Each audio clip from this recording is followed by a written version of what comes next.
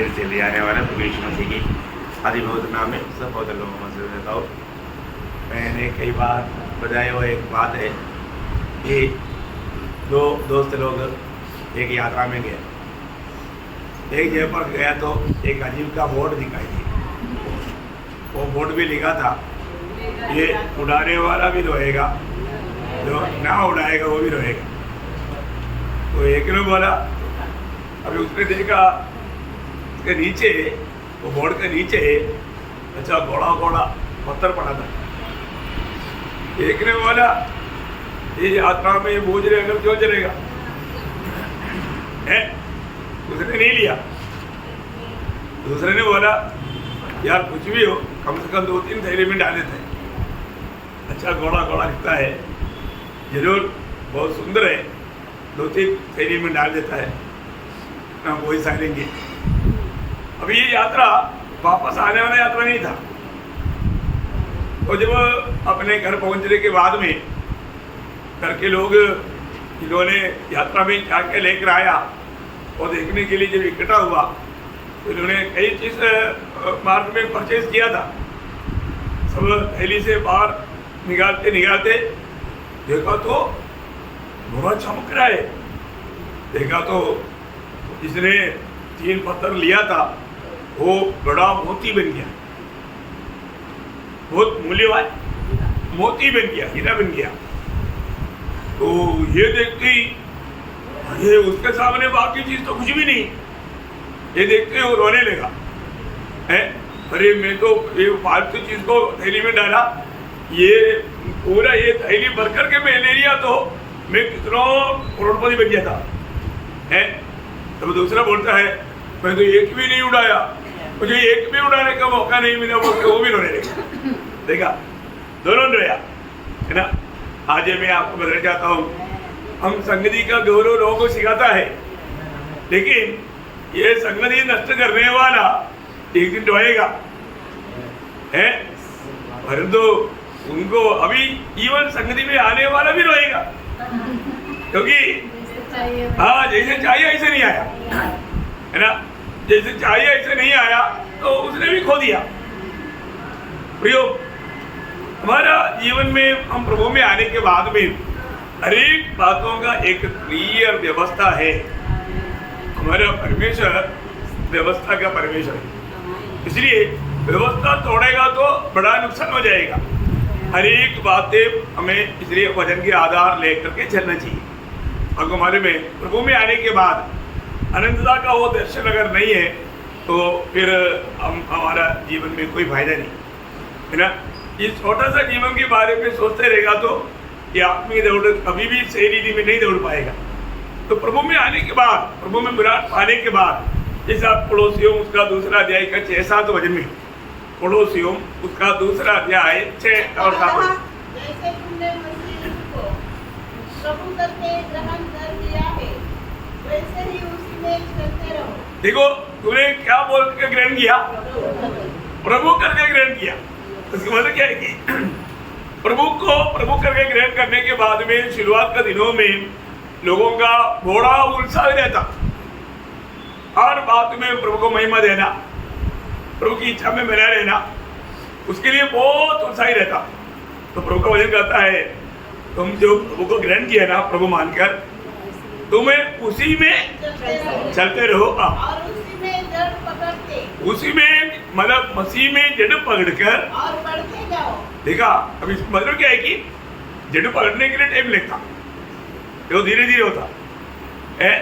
तो धीरे धीरे ये जड़ नीचे जाने लायक उसकी संगति में रहेगा तो आपको एक अच्छा मजबूती मसीह जीवन मिलेगा है ना।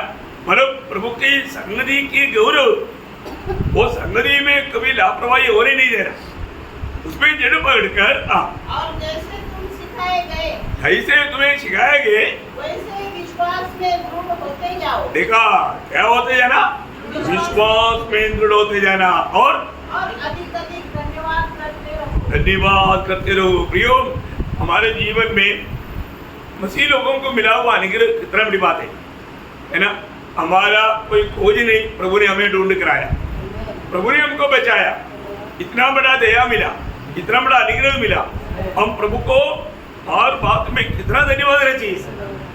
वास्तव में हमें मिला हुआ अनुग्रह के बारे में हम लोग इतना समझता नहीं, हमें जानना चाहिए। आज हमारा रोज विश्वास में बढ़ते जाना, विश्वास मेरा बढ़ रहा है कि नहीं, है ना? मतलब शुरुआत का विश्वास बहुत लोग ने खो दिया है।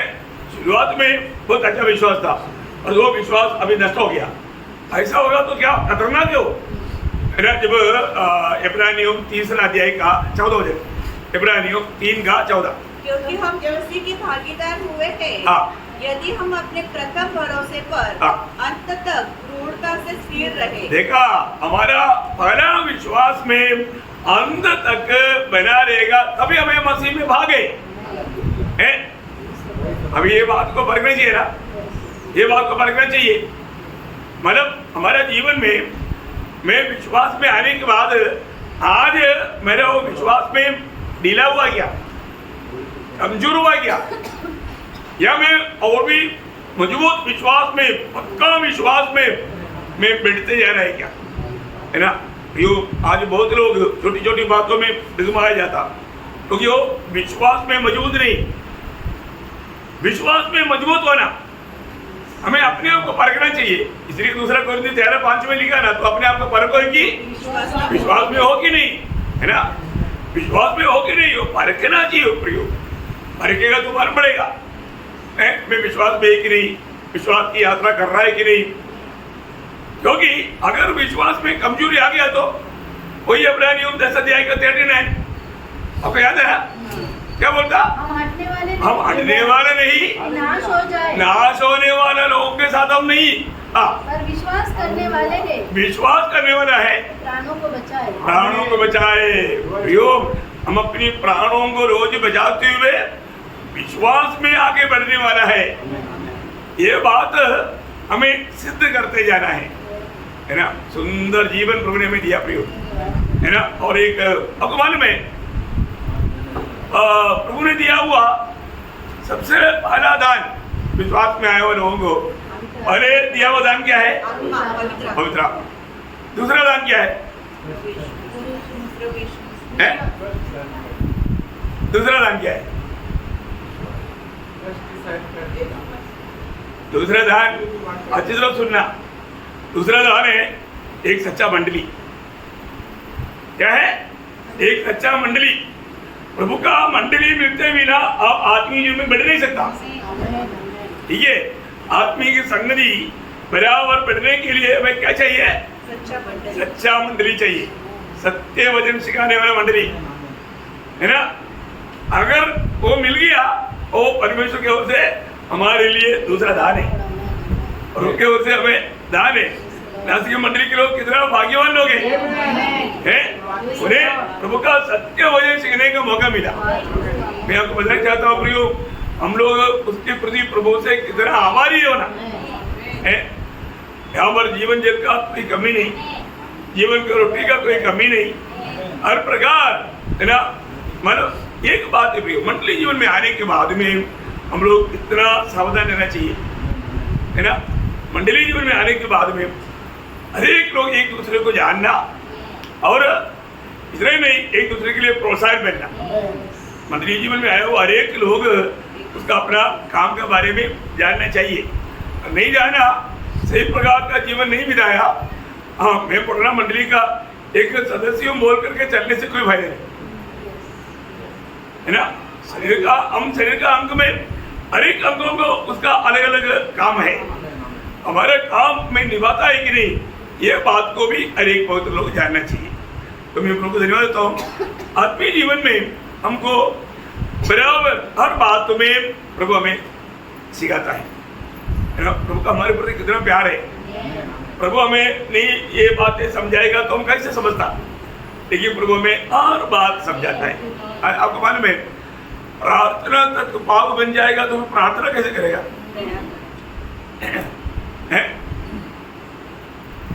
प्रार्थना मैं करने वाला प्रार्थना पाप है फिर प्रार्थना करके एक पाप बढ़ाएगा, ऐसे होगा तो कोई फायदा है?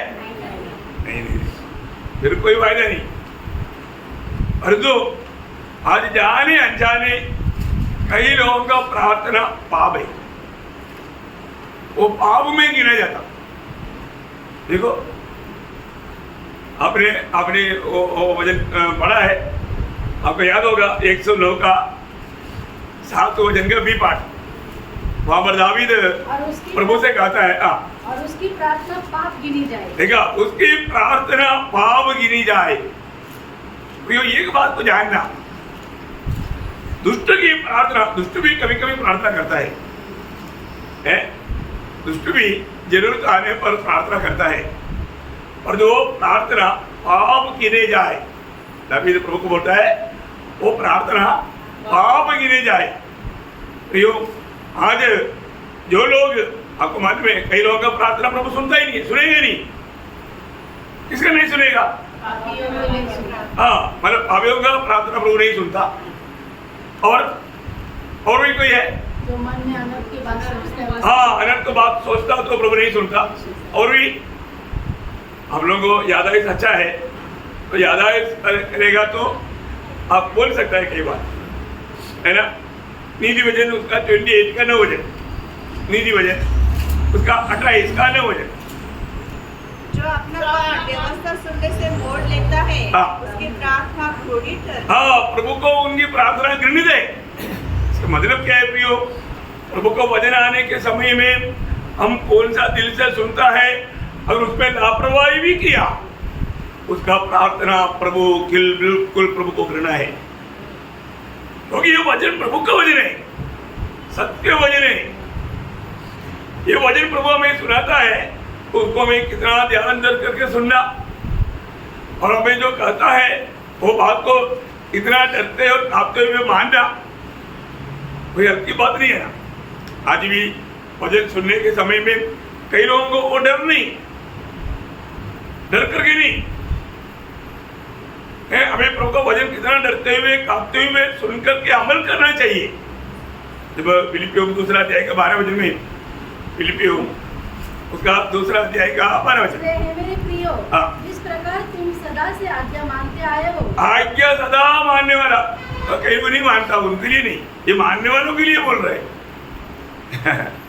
आज भी कितने लोग बात नहीं मानता है ना, उनको क्या बोलो, और जो सदा आज्ञा मानता है।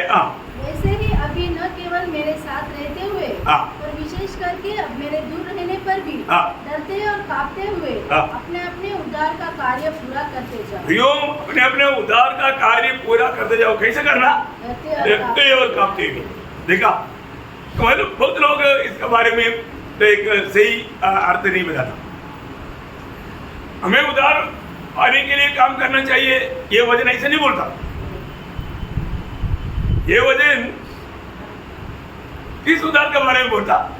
हमारे प्राण के उद्धार के बारे में बोलता। आज बहुत लोग बहुत जगह पर यही वचन को बहुत गलत रीति में व्याख्या करता। वो लोग जहाँ पर भी प्राण का उद्धार के बारे में बोला, वो सब आत्मा का उद्धार बोल करके प्रचार करता, उनको मालूम नहीं है। इसलिए कई भाषा भी जानना अच्छा है, क्योंकि अगर हिंदी में सही नहीं है तो मराठी में मिलेगा, मराठी में सही नहीं तो मलयालम में मिलेगा, मलयालम में सही नहीं तो इंग्लिश में मिलेगा। मतलब आप जो भी भाषा जानता है वो सारे भाषा में देखेगा तो उसका सही मीनिंग आपको मालूम पड़ेगा, और सही रीति में सीखना चाहिए। बहुत बड़ी बात है। हमें अपना प्राण के उद्धार रोज होने के लिए हमको प्रभु की विधियों को मानना कितना जरूरी बात है। आपको मालूम है, खास करके प्रभु कभी कभी किसी के लिए प्रार्थना तक रुकता। क्यों? क्योंकि आपको मालूम है दुष्ट का साथ प्रभु का नाता नहीं, दुष्ट से प्रभु को बहुत नफरत है ना। जब 5 भजन संगीता उसका 4 से 6 पढ़ना, क्योंकि तू ऐसा ईश्वर नहीं जो दुष्टता से प्रसन्न हो। देखा, प्रभु हमारा प्रभु पवित्र परमेश्वर है, वो कभी दुष्टता से प्रसन्न नहीं रहता, दुष्टों से प्रसन्न नहीं रहता। एक समय में हम लोग कौन था? दुष्ट था, पापी था। प्रभु का अनुग्रह उंडेला, प्रभु ने हमें बचाया। इसलिए मैं आपको बोलता हूँ, हम लोग कभी भी घमंडी नहीं होना चाहिए। हमें रोज अपने आप को नम्र और शून्य करते जाना प्रिय, नम्र और शून्य करते जाना, क्योंकि प्रभु की बड़ी अनुग्रह से हमारे उद्धार हुआ है ना। हम किसी प्रकार भी इसका लायक ही नहीं था, हम जंगली जैतून थे, अच्छा जैतून काट करके उस जगह में हमको लगाया, इसलिए हम कभी भी घमंडी नहीं होना है ना। हमें कितना नम्र और दीन बनना चाहिए। तो आगे बढ़ना, बुराई तेरे साथ नहीं रह सकती, बुराई कभी भी प्रभु के साथ नहीं रह सकता। हाँ, घमंडी तेरे सम्मुख खड़े न होने पाएंगे, घमंडी प्रभु के सम्मुख खड़े नहीं हो पाएगा। तुझे सब अनर्थकारियों से घृणा है, अनर्थकारियों से प्रभु को घृणा है।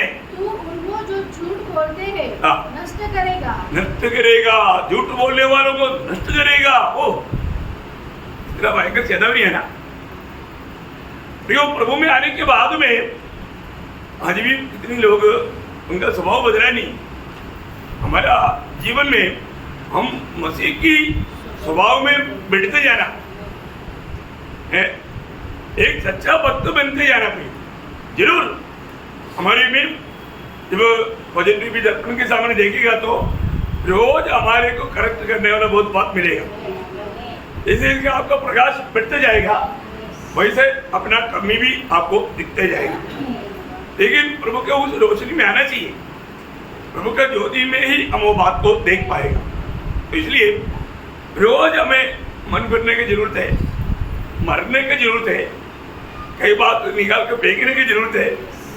ये सब करना है प्रिय, परमेश्वर का व्यवस्था जानना। परंतु उस जगह में दावीद का स्वभाव क्या था? दावीद सुबह उसी 5 अध्याय का वही भजन संगीता 5 अध्याय का 1-2 वचन पढ़ना, 1-2-3 पढ़ना।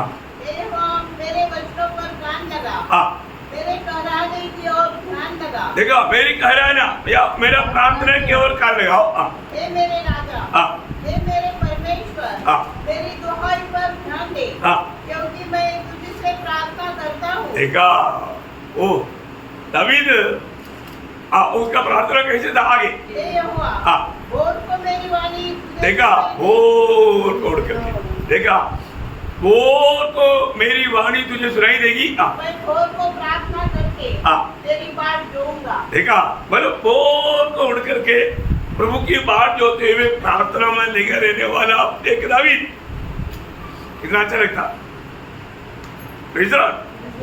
सवेरे प्रभु की उपस्थिति में आकर के, प्रभु का खोज में होकर के इस अवस्था में मिलने वाला भक्त के लिए प्रभु का दिल में बहुत आनंद है।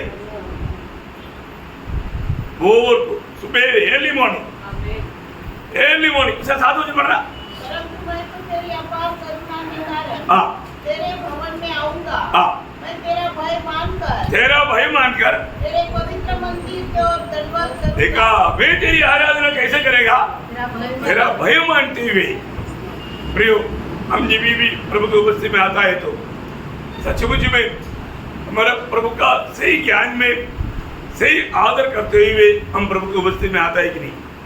प्रभु की उपस्थिति में आने से पहले हमें अपने आप को परख कर जांच कर देखना चाहिए। और मैं एक बात आपको बार बार बोलना चाहूंगा, आज बहुत लोग प्रार्थना के बारे में हम इतना समझाता है लेकिन लोग नहीं समझता, इसका गौरव नहीं समझता। प्रार्थना के द्वारा आप कितना महान सेवा कर सकते हैं। मतलब एपिफ्राटोस के बारे में एक सुंदर गवाही पौलुस देता है। वो क्या बोलता हमारे में पड़ोसियों 4 अध्याय है, उसका 12 बजे पढ़ना। पड़ोसियों 4 अध्याय का 12 बजे। हाँ, एपिफ्राटोस जो उनमें से है, हाँ, और मसीह यीशु का दास है, वाह, तुम्हें नमस्कार करता है, हाँ, और सदा तुम्हारे लिए प्रार्थना में लड़ाई करता है। किस लिए लड़ाई करता? ताकि तुम सिद्ध होकर, देखा, ताकि तुम सिद्ध होकर पूर्ण विश्वास के साथ परमेश्वर की इच्छा पर स्थिर रहो। हाँ, देखा, परमेश्वर की इच्छा पर तुम स्थिर रहो। देखा, समझ रहे हो? अपन दूसरे विश्वासियों के लिए क्या प्रार्थना करना चाहिए? पूर्ण विश्वास के साथ परमेश्वर की इच्छा पर बना रहना। भाई, अगर ऐसा नहीं है तो है परमेश्वर की इच्छा पर बना रहने के लिए हमें एक दूसरे के लिए प्रार्थना करना प्रियो। आज कितनी लोग प्रभु की इच्छा जानने के बावजूद भी प्रभु की इच्छा छोड़कर अपनी इच्छा में चल रहा है। देखो भयंकर धोखा है। आज हम प्रभु में आने के बाद में हम कितना डरते और कांपते हुए प्रभु की इच्छा मालूम करके उस इच्छा में चल करके अपने प्राण के उधार में रोज बढ़ते हुए मसीह के रूप बनते जाना यह हमारे कर्तव्य है। एक सच्चा भक्ति के जीवन बिताने का सारा प्रबंध प्रभु ने भक्तों के लिए किया है। लेकिन आज मैं वो मार्ग में चल पा रहा है कि नहीं है। मैं आपको स्पष्ट बताना चाहता हूँ, कुछ लोगों के प्रति प्रभु बोलता है तो उनके लिए प्रार्थना नहीं करता है ना। प्रभु प्रार्थना मना किया तो फिर वो लोगों का अवस्था क्या रहेगा है। ये बहुत भयंकर बात है। हम लोगों को प्रभु है, मेरे जीवन में ऐसा बात हुआ है। प्रभु ने बोला उनके लिए प्रार्थना नहीं कर। मैं एक्चुअली डर गया। बाद में मुझे मालूम पड़ा प्रभु ने इस रीति में पहले भी लोगों को कहा है। आपको याद है 2-3 बजे मैं आपको पढ़ाता हूँ यिर्मयाह उसका 11 अध्याय का 14 वचन। यिर्मयाह 11 का 14। इसलिए तो मेरी इस प्रजा के लिए प्रार्थना न करना, न कोई इन लोगों के लिए ऊंचे स्वर से विनती करे, क्योंकि जिस समय से ये अपनी विपत्ति के मारे मेरी दुहाई देंगे तब मैं उनकी न सुनूंगा। नहीं सुनूंगा, प्रभु नहीं सुनेगा। और प्रभु भक्तों को भी बोलता है तुम भी नहीं करना। देखो उसका 7 अध्याय का 16 वचन। यिर्मयाह 7 का 16। इस प्रजा के लिए तू प्रार्थना मत कर, हाँ न इन लोगों के लिए ऊंचे स्वर से पुकार, हाँ न मुझसे विनती कर, हाँ क्योंकि मैं तेरी नहीं सुनूंगा। देखा अभी हम लोग प्रार्थना किया प्रभु नहीं सुनेगा तो हमें कितना दुख आएगा। इसलिए प्रभु एडवांस में बोलता है उनके लिए प्रार्थना ही मत कर। ऐसा मूल्यवान समय उनके लिए मत बिताओ। इतना डेंजर बात है भैया है ना। उसी में उसका 14 अध्याय 11-12 वचन। फिर यहोवा ने मुझसे कहा, इस प्रजा की भलाई के लिए प्रार्थना मत कर। इस प्रजा के लिए प्रार्थना मत कर, चाहे वे उपवास भी करे तो भी मैं इनकी दुआही न सुनूंगा, और चाहे वे होम बलि और अन्न बलि चढ़ाए तो भी मैं इनसे प्रसन्न न रहूंगा। मैं तलवार मांगी और मरीज के द्वारा इनका अंत कर डालूंगा। देखा बोले मतलब प्रभु जिसको नाश करने का निर्णय लिया है उसके लिए विनती करना प्रभु की इच्छा थी। भैया एक बात जानना, प्रभु ने अगर हमें दिया हुआ इसका एक अच्छा एक मतलब ऐसा क्यों हुआ उसका कारण नीति वचन में 1 अध्याय का 24 से 28 तक के वचनों में लिखा। देखना प्रभु बार बार हर एक भक्तों के सामने अपने हाथ फैलाता है, मौका देता है, मन फिरने के लिए बुलाता है, सच्चाई की राह में चलने के लिए बुलाता है, पवित्र जीवन के लिए प्रोत्साहन देता है। और जो लोग अनसुनी करता है, अनसुनी करता। वहां पर कितना सुंदर रीति में बोला, थोड़ा पढ़ना उसको। मैंने तो पुकारा, प्रभु बोलता है मैंने तो पुकारा परंतु तुमने इनकार किया। और मैंने हाथ फैलाया, परंतु किसी ने ध्यान न दिया। देखा प्रभु लोगों के सामने हाथ फैला रहा है। क्या बात है प्रियो, आप सोचिए मैंने ऐसे लोगों को देखा है। प्रभु ने कई बार हाथ फैलाया, मतलब कई बार समझाया। अपना जैसे उसका एक वो कौन सा मौसी कौन है, वो एक मौसी था, कितना चांस प्रभु ने एक बार सोपर में आकर के थप्पड़ भी मारा करके उसने गवाही दिया था, फिर भी उसने प्रभु को दिल नहीं दिया। आकर जब उसकी इच्छा आया प्रभु ने सुना नहीं। सही बात है ना, वो अपने वो एक बड़ा दृष्टांत है। ऐसा और भी कई लोगों को देखा है। यो प्रभु जरूर चांस देता, प्रभु बहुत बार मौका देता, और जो लोग उस बात को अनसुनी करता। अबरे प्रभु कितना रीति में प्रभु ने मानो ये किया, अभी भी लोगों ने मन को कठोर किया। आगे बढ़िए। वरन तुमने मेरी सारी सम्मति को अनसुनी किया। देखा बार बार मैं समझाने के बावजूद भी तूने अनसुनी किया। हाँ, और मेरी ताड़ना का मूल्य न जाना। मतलब प्रभु ने हमें ताड़ना भी देकर कोशिश किया। अब आपको मालूम है प्रभु मेरा है, उसका सबूत क्या? प्रभु मेरा है तो मुझे कभी कभी ताड़ना मिलेगा। देता है। प्रभु मुझे प्रेम करता है और मैं प्रभु का बन गया है। प्रभु मेरा, मैं प्रभु का। उसका चिन्ह है ताड़ना। ताड़ना मिलता नहीं है ना। आप सोचना आप त्यागा हुआ है, आप त्यागा हुआ है। प्रभु का ताड़ना बहुत जरूरी बात है। ताड़ना के ऊपर आऊंगा, अरे ये सब तो पूरा करेंगे। हाँ, इसलिए मैं भी तुम्हारी गिनती के समय हाँ, हंसूंगी। हाँ, और जब तुम पर भय आ पड़ेगा, हाँ, वरन आंधी के समान तुम पर भय आ पड़ेगा, हाँ, और विपत्ति बवंडर के समान आ पड़ेगी, हाँ, और तुम संकट और सकीची में फंसोगे, हाँ, तब मैं ठट्ठा करूंगी। हाँ, उस समय वे मुझे पुकारेंगे हाँ, और मैं न सुनूंगी। हाँ, वे यत्न से तो ढूंढेंगे हाँ, परंतु न पाएंगे, हाँ, क्योंकि उन्होंने ज्ञान से बैर किया और यहोवा का भय मानना उनको न पाया। देखा इतना दुख भरा बात है। प्रभु का भय मानने के लिए तैयार नहीं, अपने आप को धर्मी दिखाने के लिए कितना भी झूठ बोलने के लिए शर्म नहीं। इतना दुखदायक बात है ना। कई लोग सिर्फ कुछ ना कुछ ऐसा मौका मिलने के लिए कोशिश में है। प्रभु को उपस्थिति को बिल्कुल नहीं चाहता। उनको एक बोझ ही ऐसा है, प्रभु के उपस्थिति में जाना, संगति में जाना, यात्रा में जाना, उनको एक बोझ लगता। भक्त को कितना आनंद लगता प्रियो। हमें कितना आनंद के साथ, कितना खुशी के साथ हम प्रभु की उपस्थिति में आना चाहिए, क्योंकि प्रभु की उपस्थिति में आनंद का भरपूरी है, प्रभु की आलोचना है, और वो हमारे लिए अनंतता के लिए कितना लाभ की बात है। और तो उसका दर्शन नहीं है तो, वो दर्शन नहीं है तो मैं एक बात आपको बताऊं कि बहुत बार लोगों को लगता है ओ अभी तो मैंने उधार पा लिया, अभी क्या, अभी ठीक है थोड़ा प्रतिफल कम हो जाएगा, कोई बात नहीं, फिर भी तो स्वर्ग में तो मिलेगा। लेकिन वो विचार तक जिसका दिल में है ना, उसका उधार नहीं। एक उधार पाया व्यक्ति ऐसा सोच ही नहीं सकता। वो विचार उसको मकरा बनाता,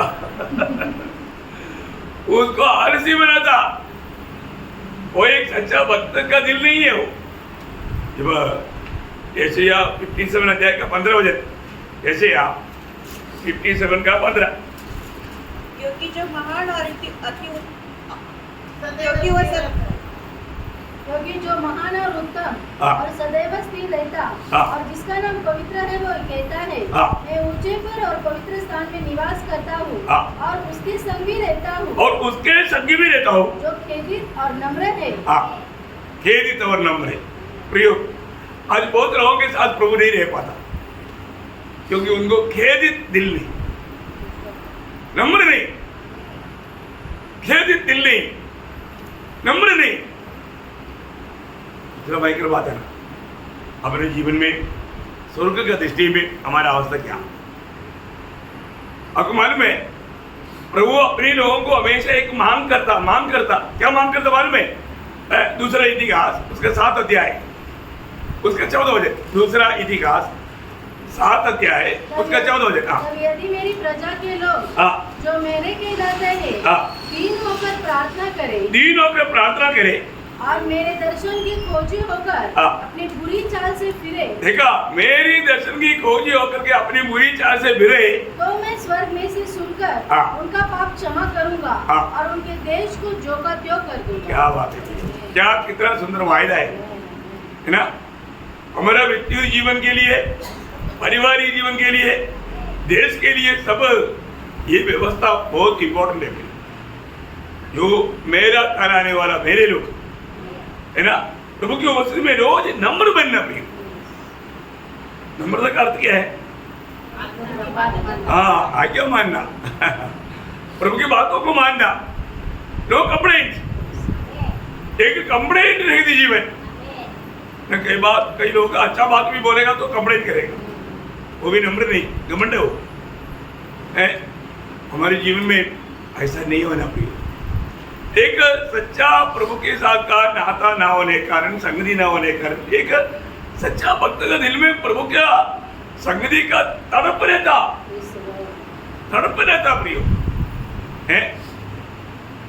वो हमेशा जब 63 भजन संगीता का बना भजन 63 का हाँ तू मेरा परमेश्वर है, हाँ मैं तुझे यत्न से ढूंढूंगा, हाँ सुखी और निर्जल हाँ। कुशल भूमि पर हाँ। मेरा मन तेरा पैसा है, देखा मेरा मन तेरा प्यासा है, मेरा शरीर तेरा अति अभिलाषी वो अति अभिलाषी है। प्रियो आज हमें वो प्रभु के प्रति ऐसा एक अभिलाषा है, ऐसा एक इच्छा है प्रभु के प्रति थोड़ा भी समय मिलेगा तो तुरंत प्रभु को पुस्तक में जाना और प्रभु का वचन से वचन पढ़ना है। बाइबल हमेशा पास में रहना प्रियो। थोड़ा भी वक्त मिल गया वो समय प्रभु का आलोचना प्राप्त करना। आत्मीय जीवन प्रभु के सन्निधि का गौरव जान करके जीवन बिताना कितना बड़ी बात है। खास करके आपको मालूम है आज भक्तों के जीवन में एक सच्चा भक्ति के जीवन इसलिए नहीं बिता पाता क्योंकि वो पाव में जीवन बिताता, इसलिए प्रार्थना नहीं। प्रार्थना का अर्थ प्रभु के साथ का भाषण है प्रभु के साथ का बातचीत है। वो प्रार्थना जीवन क्यों नहीं पाव में है देगा और उसका दिल गवाही देगा। तुम प्रार्थना करेगा तो भी प्रभु नहीं सुनेगा। देखा कितना भयंकर अवस्था रहेगा भाई। आज हमारे जीवन में उस विश्वास है क्या? उस विश्वास के साथ हमें प्रार्थना कर पा रहे क्या? प्रार्थना करने वाले व्यक्ति उस विश्वास से प्रभु के उपस्थिति में नहीं जाएगा तो क्या फायदा है? अपने जीवन में हर एक बहुत लोग जाना चाहिए। कई लोग बहुत प्रार्थना करता है परंतु प्रार्थना करके उठ करके आने वाले चेहरे में आनंद नहीं। क्यों नहीं? क्योंकि उसको मालूम है प्रभु नहीं सुना। मैं जैसा मैं प्रार्थना करना चाहिए नहीं मतलब ये किया। प्रभु की उपस्थिति में प्रार्थना करने के लिए जाने के समय में हमें अपने दिल को देखना चाहिए। मेरे दिल में अभी हमने थोड़ी देर पहले जब 66 भजन का आधार बोला था, मैं मेरे दिल में अनंत की बात सोचता नहीं सुनता। मतलब मैं प्रार्थना के लिए प्रभु की उपस्थिति में घुटने टेकने के टाइम पर मेरे दिल में किसी के प्रति कोई नफरत कड़वाहट है तो है जीवन इतना नहीं, क्षमा नहीं दिया, क्षमा नहीं दिया मतलब उसने क्षमा नहीं मांगा इसलिए नहीं दिया बोल करके बहाना नहीं ढूंढा। वो क्षमा मांगो ना मांगो, लेकिन जब वो बात हमको मालूम है मत्ती 6 अध्याय का उसका 14-15 वचन, इसलिए यदि तुम मनुष्य के अपराध क्षमा करोगे तो तुम्हारा स्वर्गीय पिता भी तुम्हें क्षमा करेगा, और यदि तुम मनुष्य के अपराध क्षमा न करोगे तो तुम्हारा पिता भी तुम्हारे अपराध क्षमा न करेगा। अभी क्षमा नहीं देते हुए प्रार्थना में बैठेगा तो स्वर्ग सुनेगा? बिल्कुल नो कनेक्शन है। क्या बोलेगा? आउट ऑफ ऑर्डर रेंज से बाहर है बोलेगा। कितना भी कॉल करो उधर से और रिसीवर उठाएगी नहीं क्योंकि कट गया मेल नहीं। ओ अर्दो यदि भक्त प्रभु का कहना मान करके चलता है तो है प्रियो। हम जब प्रार्थना के लिए घुटने टेकता है तो हमें पक्का हमें विश्वास चाहिए कि प्रभु मेरा सुनेगा, है ना? चाहिए कि नहीं? ऐसा प्रार्थना कर पा रहे कि नहीं? तो यीशु मसीह ने मत्ती के सुसमाचार उसका 21-22 मत्ती उसका 21-22 और जो कुछ तुम प्रार्थना में विश्वास से मांगोगे वह सब तुमको मिलेगा। देखा मिलेगा, विश्वास होना चाहिए। कैसे मांगना? विश्वास से मांगना, कैसे भी नहीं मांगना। विश्वास से मांगना है। रोज रोज जीवन की यात्रा में राजा होने के बाद भी दावीद एक दिन में कितना टाइम पर प्रार्थना करता था? 3 टाइम पर। आप मुझे बताओ, हैं? आप कितने बार प्रार्थना करता है? करते हैं क्या हमारे जीवन में? प्रियो, ये जो प्रार्थना का गौरव हर एक पद लोग जानना चाहिए। दावीद प्रभु का दिल के जैसा कैसे बना? क्योंकि एक प्रार्थना मनुष्य था। सच में प्रभु का दिल के जैसा बनना चाहता है तो आप ही एक प्रार्थना मनुष्य बनो। एक प्रार्थना मनुष्य बनना। मैं आपको बोलना चाहता हूँ, सबसे अधिक प्रभु प्रार्थना मनुष्य को ही उस दिन सम्मान करेंगे, है ना।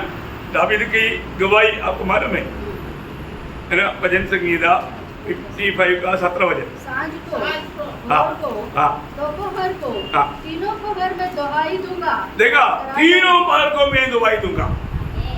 उसका 86 का 3रा वचन पढ़ना। 86 का, हाँ, मुझ पर अनुग्रह कर, हाँ। क्योंकि मैं तुझको लगातार पुकारता रहता। देखा, अभी वो बोलता है कि मैं लगातार पुकारता हूँ, है ना। उसका 88 का वन पढ़ना। हे मेरे उद्धारकर्ता परमेश्वर यहोवा, हाँ, मैं दिन को और रात को हाँ। तेरे आगे चिल्लाता आया हूँ। देखा, मैं लगातार ऐसे चिल्लाता आया दिन रात। आप बताओ, है वो 3 टाइम का छोड़ करके दिन रात लगातार रहने वाले घर को दावीद के जीवन में आया। देखो, एक बात मैं आपको बताना चाहता हूँ। पहली बात, दावीद प्रार्थना करता इसलिए कि उसको मालूम है मैं प्रार्थना करेगा तो प्रभु सुनेगा, क्योंकि वो हर बात जैसा प्रभु का चाहता था ऐसा करता भी था। आज्ञा मानना प्रिय। जब पहला यूहन्ना 3रा अध्याय उसका 22 वचन। और जो कुछ हम मांगते हैं हाँ, वह हमें उससे मिलता है, हाँ, क्योंकि हम उसके आज्ञाओं को मानते हाँ, हम उसकी आज्ञाओं को मानते और जो उसे भाता है हाँ, वही करते हैं। हाँ, देखा, जो उसे भाता है वही वही करते हैं। करता है, वही करता है। क्या अनवड़ बात है। दावीद हमेशा प्रभु को पूछता था, प्रभु मैं एक काम करूं या ना करूं, मैं जाऊं या ना जाऊं, है ना। हर बात में प्रभु को पूछकर करने वाला स्वभाव कितना अच्छी बात है।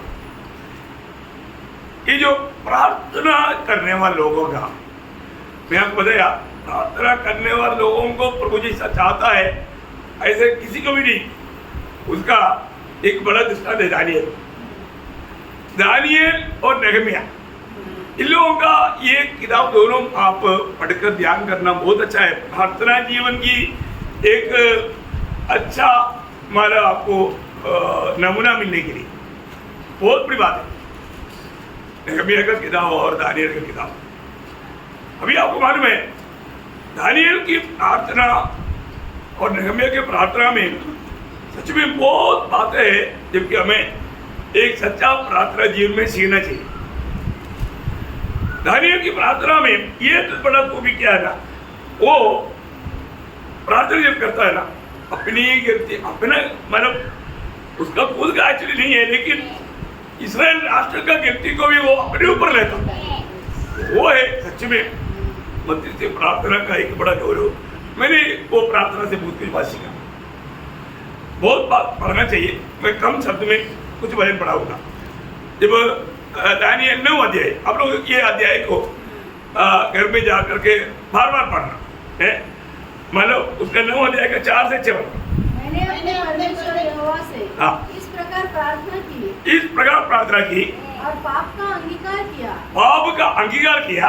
हे प्रभु, तू महान और भययोग्य परमेश्वर है, हाँ। जो अपने प्रेम रखने और आज्ञा मानने वालों के साथ हाँ। अपनी वाचा को पूरा करता हाँ। और करुणा करता रहता है। हाँ। हम लोगों ने तो पाप, पाप, कुटिलता, कुटिलता, दुष्टता दुष्टता और बलवा किया है, हाँ, और तेरी आज्ञाओं और नियमों को तोड़ दिया है। छोड़ दिया। ओ प्रभु के सामने कबूल कर रहा है प्रियो, बहुत टूटा हुआ दिल के साथ अपने आप को नम्र और दीन करके बहुत बड़ी बात है प्रियो। आजकल क्या है, लोग अपना गलतियों को कबूल करने वाले एक स्वभाव तक नहीं। तो आप देखिए प्रियो, और उसका 13 वचन, जैसे मूसा की व्यवस्था में लिखा है वैसे ही यह सारी विपत्ति हम पर आ पड़ी है। प्रभु, हम लोग तेरे खिलाफ चलने के कारण ऐसे ऐसे विपत्ति हम पर आया। तो भी हम अपने परमेश्वर यहोवा को मनाने के लिए न तो अपने अधर्म के कामों से फिरे और न तेरी सत्य बातों पर ध्यान दिया। देखा, इतनी प्रभु की ओर से चेतावनी मिलने के बावजूद भी हमारा हृदय कठोर करते गया। हम तेरी उपस्थिति में नम्र नहीं बना प्रभु, ये हमारी गलती है। देखा है उसका 17 से 19। ये हमारे परमेश्वर अपनी दास की प्रार्थना और गिड़गिड़ाहट को सुनकर अपने उजड़े हुए पवित्र स्थान पर अपने मुख का प्रकाश चमका। हे प्रभु, अपने नाम की निमित्त यह कर। देखा, हमारे कोई खूबी नहीं, पर जो तू करुणामय है, तू दयालु है, अपने नाम की निमित्त होकर। हे मेरे परमेश्वर, कान लगाकर सुन, आँख खोलकर हमारी उजड़ी हुई दशा और उस नगर को भी देख जो तेरा कहलाता है, क्योंकि हम जो तेरे सामने गिड़गिड़ा कर प्रार्थना करते हैं। देखा कैसे प्रार्थना करता, गिड़गिड़ा कर। जिंदगी में कितने बार गिड़गिड़ा कर प्रार्थना किया। कई लोग प्रार्थना करता है तो आंसू नहीं आता है। प्रियो, सच्चा प्रार्थना में बोझ रहता, सच्चा प्रार्थना में बोझ रहता। यहाँ पर दानिएल बोलता है हम गिड़गिड़ा करके प्रार्थना करता। आगे, वह अपने धर्म के कामों पर नहीं वरन तेरी बड़ी दया के कामों पर भरोसा रखते करते हैं। प्रभु, हमने कोई अच्छा किया है तो अब उस बातों पर कभी भी सोचता नहीं प्रभु, और जो तेरी करुणा की ओर, तेरी दया की ओर हम आशा लेकर करके मांगते हैं। और आगे, हे प्रभु सुन ले, हे प्रभु पाप क्षमा कर, हे प्रभु ध्यान देकर जो करना है उसे कर, विलंब न कर। हे मेरे परमेश्वर, तेरा नगर और तेरी प्रजा तेरी ही कहलाती है, इसलिए अपने नाम के निमित्त में ऐसा ही कर। और उसका 22-23 भी, जिसने मुझसे कहा, हे दानियल, मैं तुम्हें बुद्धि और प्रवीणता देने को अभी निकल आया हूँ। जब तू गिड़गिड़ा कर विनती करने लगा तभी इसकी आज्ञा निकली। इसलिए मैं तुझे बताने आया हूँ, क्योंकि तू अति प्रिय ठहरा है। तू अति प्रिय ठहरा। Praise the Lord. प्रियो, एक बात मैं आपको बताना चाहता हूँ, सच में रोज है ना ये शब्द हमें सुनने में आए। तू मेरे लिए इस पीढ़ी में अति प्रिय ठहरा है। ये आज प्रभु हमारे बारे में बोलता है कि नहीं, सुनो रोज सुनना, रोज सुनना है ना। इतना भी अपन क्लेश रहने दो, लेकिन मैं एक बात आपको बताना चाहता हूँ, आप थोड़ा समर्पण के साथ 3 बजे से कम 5 बजे तक उठ करके थोड़ा प्रार्थना करके देखो, आपका जीवन है ना एकदम बहुत, आप भीतरी मनुष्य तुम्हें इतना सामर्थ पाएगा। भीतरी मनुष्य तुम्हें सामर्थ पाने का अर्थ क्या है? भाव पर विजय पाएगा, यीशु मसीह के स्वभाव में बदलते जाएगा। समझ में आया है? बहुत बड़ी बात है। क्रोध के ऊपर विजय पाएगा, झूठ बोलने के ऊपर विजय पाएगा, चुगली बोलने के ऊपर विजय पाएगा, जल्दी राग नहीं आएगा। क्या क्या बोले? इतनी मनुष्य में बल नहीं है तो छोटी बात पर कटी, छोटी बात पर एकदम गुस्सा। देखा,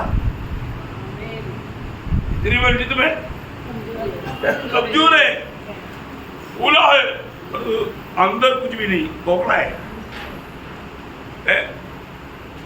आत्मीय जीवन प्रियो, आपको वचन याद होगा ना, 2 Corinthians 4:16 क्या बोलता?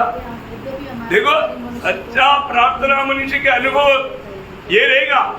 दूसरा कोरिन्थियों 4:16। हाँ इसलिए हम हियाव नहीं छोड़ते। हाँ यद्यपि हमारा बाहरी मनुष्यत्व नष्ट होता जाता है। देखा, बाहरी मनुष्य नष्ट हो गया तो उसका अर्थ क्या?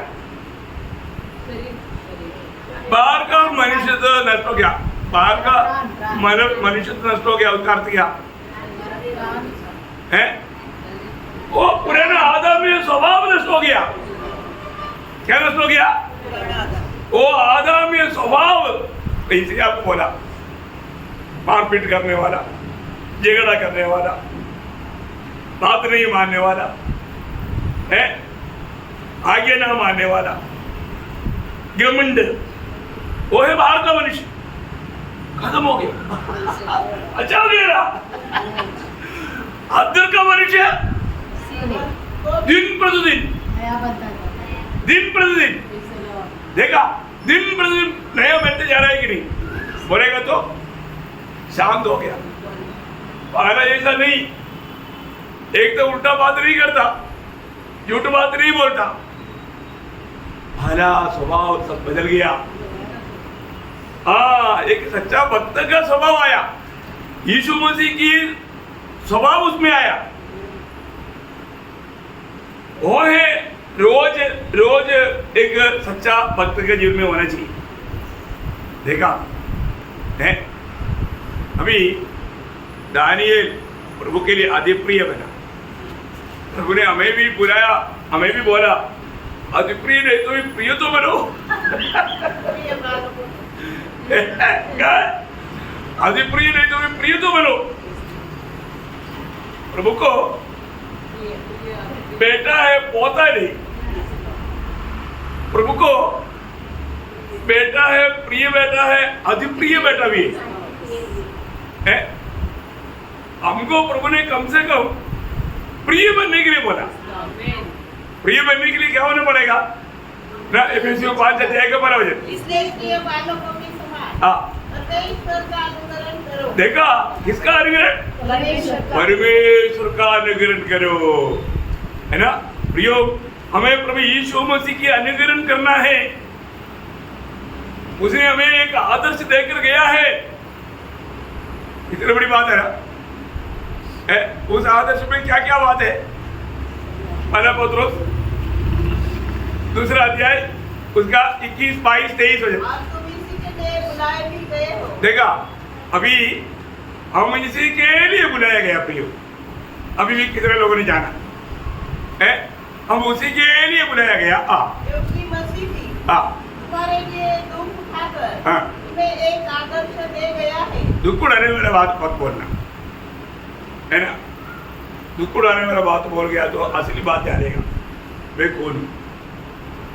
बहुत लोग थोड़ा कुछ दुख उड़ाने वाला बात आ गया तो, कष्ट आ गया तो उनके चेहरे बदल जाता।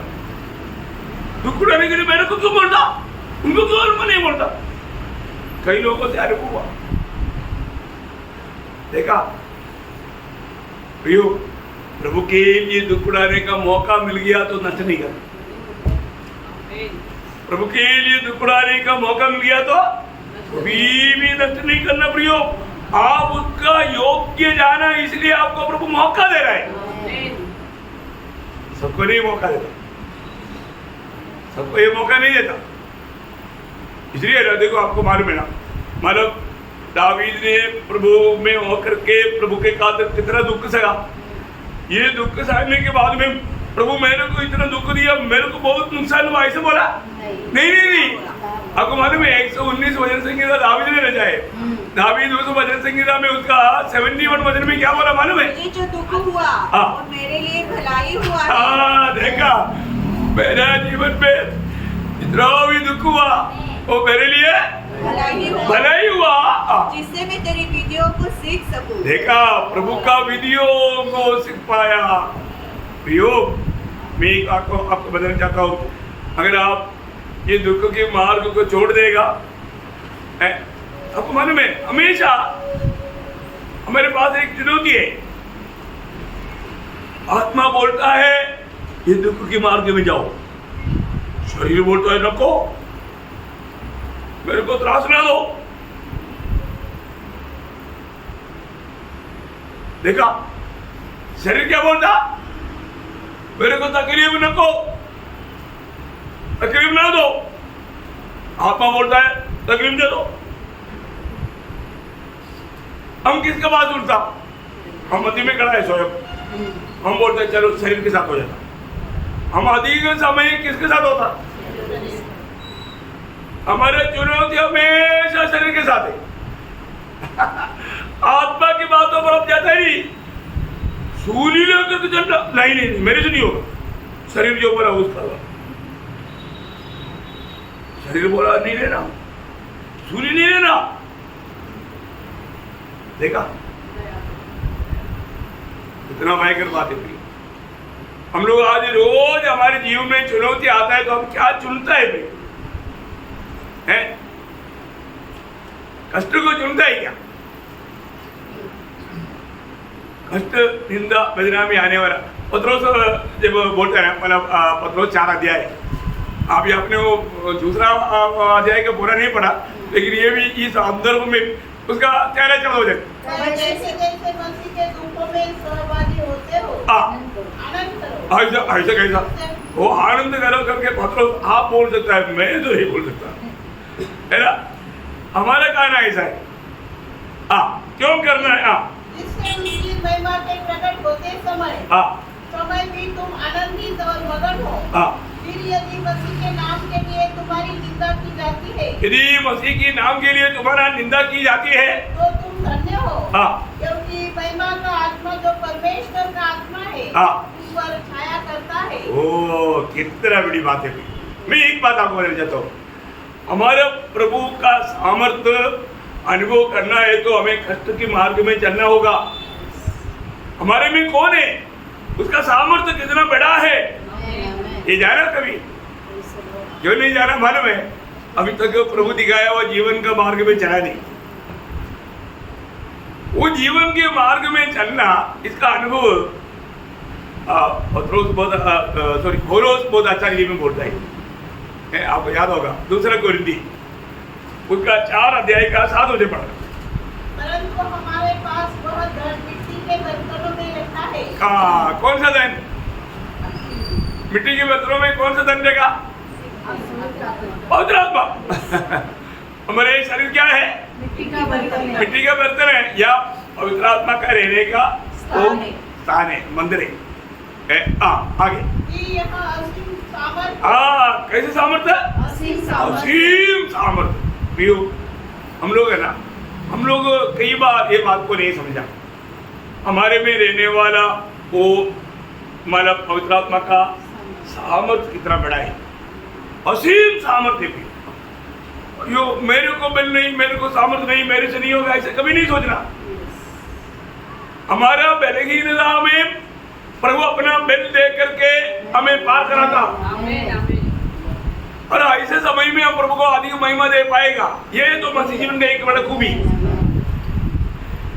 है ना। और उसको अपना अनुभव में उसके आगे बढ़ना, आगे बढ़ना। सामर्थ्य, असीम सामर्थ्य हमारी ओर से नहीं, वरन परमेश्वर ही है, परमेश्वर की ओर से ठहरे। आगे 8 से 18 तक बढ़िए। चारों ओर से क्लेश तो भोगते हैं। देखा, चारों तरफ से क्लेश भोगता, इसलिए हम डर करके भाग जाता। ऐसे क्या? नहीं है ना। आप देखो वहां पर क्या लिखा, पर संकट में नहीं पड़ते, संकट में नहीं पड़ते। देखो क्यों? क्योंकि ये सामर्थ्य काम करता। आगे निरुपाय तो है, पर निराश नहीं होते। देखा है? दुनिया के लोग हैं तो उस समय में निराश होकर के रेलवे में पड़ते ढूंढता, रस्सी ढूंढता, जगह ढूंढता, लेकिन हम निराश नहीं होता क्योंकि अंदर सामर्थ्य काम कर रहे हैं। सताए तो जाते हैं, पर त्यागे नहीं जाते। देखा कैसे बात है प्रियो, कितना बड़ी बात है। क्यों? वो सामर्थ्य काम करता। गिराए तो जाते हैं, पर नष्ट नहीं होते। बताओ, इसका बारे में अभी ज्यादा क्या बोलूं, सीधा बोलने का तो भी समझ में आएगा। हम यीशु की मृत्यु को अपनी देह में हर समय लिए फिरते हैं। यीशु मसीह की मृत्यु को हर समय, हम तो सिर्फ मीटिंग में आने के टाइम में थोड़ी जल्दी, ये हमारी गलती है। और जो रोज बोलता है हम हर समय हमें हमेशा यीशु मसीह की उस मृत्यु को अपने शरीर में लिए फिरना, इसका लाभ क्या है? ये यीशु का जीवन भी हाँ, हमारी देह में प्रकट हो। देखा, यीशु मसीह के जीवन हमारे में प्रकट होगा। प्रियो, वो जीवन हमारे में राज करना चाहिए। एक समय में हमारे ऊपर पाप राज करता था, और अभी जीवन है ना। जब रोमियो 5 अध्याय के 21 होते में पढ़ते ना, ऐसा पाप ने मृत्यु फैलाते हुए राज्य किया, वैसा ही हमारे प्रभु यीशु मसीह के द्वारा अनुग्रह भी अनंत जीवन के लिए धर्मी ठहराते हुए राज्य करे। देखा, उस अनंत जीवन राज करे। देखा, आज इस प्रकार का संकट में सच्चा भक्त गुजरता है तो वो जीवन, अनंत जीवन उसमें कार्य करेगा और वो जीवन प्रकट होगा। और इसलिए उसका पहला अध्याय, दूसरा कुरिन्थी पहला अध्याय, उसका 4-5 हो जाए। वह हमारे सब क्लेशों में शांति देता है, ताकि हम उस शांति के कारण जो परमेश्वर हमें देता है उन्हें भी शांति दे सके, जो किसी प्रकार के क्लेश में हो। क्योंकि जैसे मसीह के दुखों में हम अधिक सहभागी होते हैं, दुखों में अधिक सहभागी होते हैं, वैसे ही हम शांति में भी मसीह के द्वारा अधिक सहभागी होते हैं। ओ देखा, देखा, असीम शांति, हमारा समझ से परे शांति। प्रभु को शांति का गहरा अनुभव कब मिलेगा? जब हम इस कष्टों में, प्रतिकूलों में हम प्रभु के खातिर चलेगा तो। कितना अद्भुत बात है ना, वो हम अनुभव लेता ही क्या अपने जीवन को पार करा है ना। एक बात मैं आपको बताना चाहता हूँ, हमारे जीवन में कई प्रकार का, कई रीति का कष्ट हो सकता है, लेकिन कोई भी प्रकार का कष्ट भी क्यों ना हो, वो सब हमारा भलाई के लिए, हमारा भलाई के लिए है ना। कभी कभी प्रभु में कष्ट देता है, शायद हमारा कुछ गलती हो गया होगा। गलती होता है कि नहीं? होता है, हर एक लोगों से होता है। अभी भी प्रभु प्रेम करने वाले लोगों को छूट नहीं, ताड़ना जरूर मिलेगा। वो भी ताड़ना को हमें पहचानना है। मेरे को इस रीति का ताड़ना प्रभु ने अभी क्यों दिया, ये कब का है, ये अभी लिया, ये तक आत्मा आपको बताएगा, आत्मा आपको समझाएगा। इब्रानियों के पत्री में वो बात बहुत स्पष्ट रीति मिलेगा। इब्रानियों 12 अध्याय उसका 6 से 8 पढ़ना। क्योंकि प्रभु जिससे प्रेम करता है उसकी ताड़ना भी करता है। देखा, इसको प्रभु प्रेम करने वालों को क्या मिलता? ताड़ना मिलता है। मानो एक बात है, हम प्रभु में बुलाहट पाया है तो प्रभु के लिए हमें जरूर एक कष्ट का एक तोहफा, एक बॉक्स रखा है। सबको है, खुशी से लेना, तो इसका प्रयोजन अनंतता में है। अभी इसका आगे बढ़ने से पहले ये क्या है ना, आत्मा इधर उधर से बताता है। जब प्रेरितों का 9 अध्याय उसका 15-16 वचन में अनन्यास को शाऊल के पास भेजने के टाइम पर ही प्रभु बोलने वाले एक शब्द वहां पर, उसमें एक खास बात है। परंतु प्रभु ने उससे कहा, तू चला जा, क्योंकि वह तो अन्य जातियों और राजाओं। अनन्यास प्रभु को समझा रहा था, प्रभु आपको मालूम है वो डेंजर आदमी है, आप मुझे कहां पर भेज रहे हैं? शेर के मुंह में हिरन है, ऐसा मत करो प्रभु। तो प्रभु बोलते हैं, अनन्या मैं तुमको भेज रहा है। वो अभी पहले जैसा नहीं रहा, वो बदल गया। प्रभु को बदलने के लिए टाइम लगता है क्या? नहीं, अभी प्रभु बोलता है वो मेरा चुना हुआ पात्र है। और आगे, और मैं इस्राएलियों के सामने मेरा नाम प्रकट करने के लिए मेरा चुना हुआ पात्र है। और मैं उसे बताऊंगा कि मेरे नाम के लिए उसे कैसा दुख उठाना पड़ेगा। प्रभु के नाम के लिए दुख उठाना एक बड़ा पदवी है प्रियो। क्या है? पदवी, बहुत सुंदर। स्वर्ग का राजदूत, मेरे नाम के लिए क्या क्या उसको तोहफा मिलेगा। कौन सा तोहफा? दुख का तोहफा। अय्यो, देखा दुख है कि नहीं? ओ और उसने सवा दुखों का लिस्ट घर में जाकर के पढ़कर देखना, दूसरा कुर्दी 11 अध्याय का 23 से 28 वचन। बाप रे, मैं आपको बताना चाहता हूँ प्रियो, इतना भयंकर दुख में भी और कभी भी तका नहीं। वो बोलता है वो शारीरिक में बहुत कमजोर था, बहुत बलहीन था। मैंने सुना है कि मुश्किल से 4 महीने एक था और शारीरिक में बहुत कमजोर था। मार खाया कितना मार खाया, नाटा व्यक्ति वो मार खाया। इसलिए वो रोज आने वाला एक अनोखा शब्द वो बोलता है मैं काम और प्रशंसा करता है। वो बड़ी बात है, क्योंकि पौलुस का जीवन में वो वाम रहे। दूसरा कुरिन्थी 11 अध्याय का 30 वचन। यदि घमंड करना अवश्य है तो मैं अपनी निर्बलता की बातों पर घमंड। देखा, मैं बाकी दुनियादारी के बड़े बड़े बातों पर नहीं घमंड करता। किस पर? निर्बलता की बातों पर। ओह क्या दास है। हर एक लोग अपने निर्बलता को छिपाता है और जो पौलुस बोलता है मैं उस निर्बलता की बातों पर घमंड करता हूँ। उसका 12 अध्याय के 5 वचन। ऐसा मनुष्य पर जो मैं घमंड करूंगा, परंतु अपने पर अपनी निर्बलताओं को छोड़, अपने विषय में घमंड नहीं करूंगा। ओह बार उसका 10 वचन। इसी कारण मैं मसीह के लिए निर्बलताओं में, देखा, निर्बलताओं में आनंद दे। मैं निर्बलताओं में, क्योंकि मेरी निर्बलताओं में वो सामर्थ आकर काम करता। मैंने नहीं किया, मेरा प्रभु ने किया। प्रभु को महिमा। क्या अच्छा बात है। कभी भी खुद को प्रशंसा नहीं लिया प्रियो। उसका 13 अध्याय के 5 वचन, सॉरी 4 वचन, 13 के 4। निर्बलता के कारण क्रूस पर चढ़ाया तो गया, वो भी परमेश्वर की सामर्थ्य से जीवित है। ओ देखा है, कितना बड़ी बात है। मैं एक बात आपको बताना चाहता हूँ।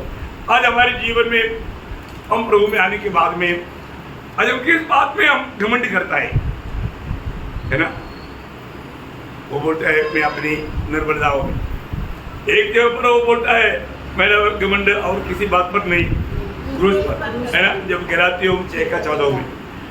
प्रियो, हमारे जीवन में है ना, दुनिया की कोई बातों पर हम कभी घमंड ना करें, है ना?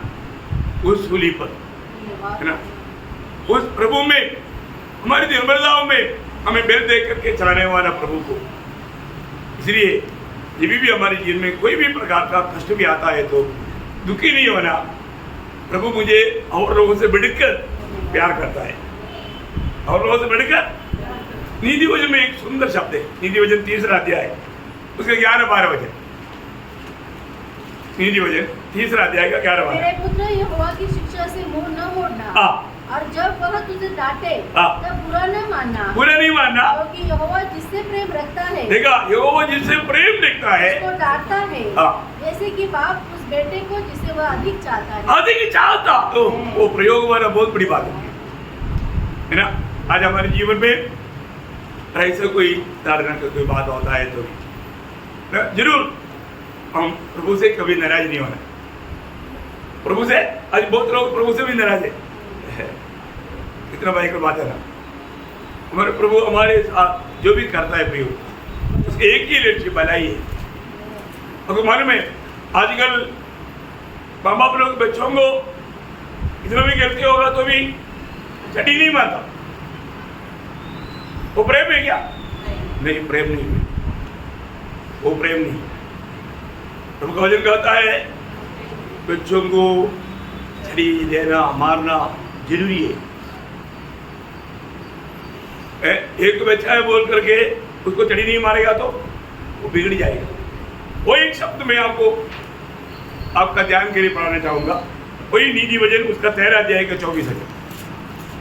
नीति वचन जो अपनी बेटे पर छड़ी नहीं चलाता, देखा वो उसका वैरी है, देखा, परंतु जो उस पर प्रेम रखता, परंतु जो प्रेम देखता वह यत्न से उसको शिक्षा देता है। शिक्षा देता, शिक्षा देता। इतना बड़ी बात है। मतलब क्या है कि कई बार लोगों को लगता है कि यार उसको इतना क्यों डांटता, इतना क्यों मारता, प्रेम करते हैं। सच्ची में है ना, हमारा पिता कोई भी छोटा भी खाना खाने के टाइम पर एक गिर गया, एक थाना गिर गया ना, आएगा मार। ये खाने के टाइम पर याद रहेगा, एक भी नहीं गिरने देगा। एक बार मार खाया तो हाँ, और कभी भी स्कूल से आने में देरी हो गया, क्यों हुआ है? क्योंकि जहां पर आधा घंटे में पहुंचना चाहिए 1 घंटा हो गया, कहीं ना कहीं है कुछ ना कुछ देख करके खड़ा हो गया, क्यों हुआ?